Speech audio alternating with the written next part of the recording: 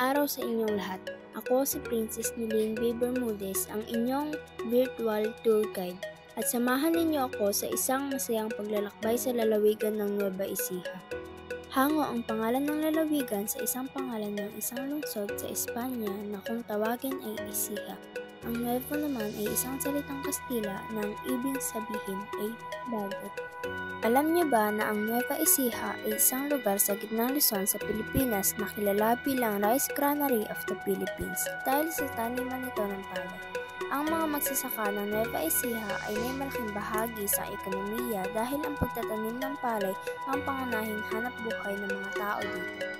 Ngayon naman ay magtungo tayo sa magagandang destinasyon na dinadayo ng mga tao dito sa Nueva Ecija. Tara bisitahin ang Lake Carm de la Mare, Pantabangan, Nueva Ecija. Dito makikita natin ang tanawin ng Pantabangan Lake at bundok ng Sierra Madre. Pwedeng-pwede dito mag-overnight. Meron din silang kainan at cafe at siguradong makakapag-enjoy ka dahil sa napakagandang view dito.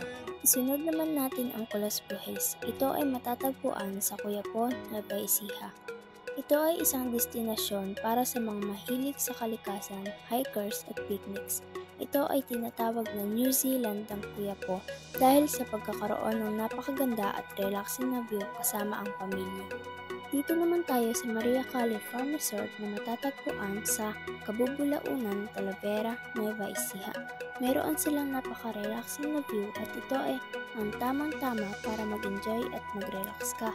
Mayroon din silang area na kung saan pwede ang portrait shot, pwede sa wedding, 18th birthday, at kung ano-ano pa.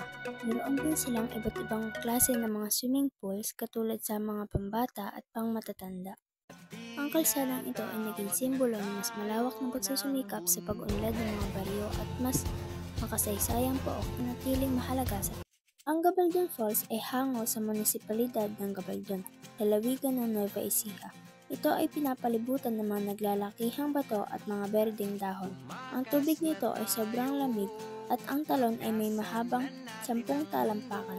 Sa taas nito ay matatagpuan ang bundok ng Sierra Madre. Ang Gabaldon ay kilala sa mayroong pinakamalinis na pinagmumulan ng mga tubig sa Pilipinas.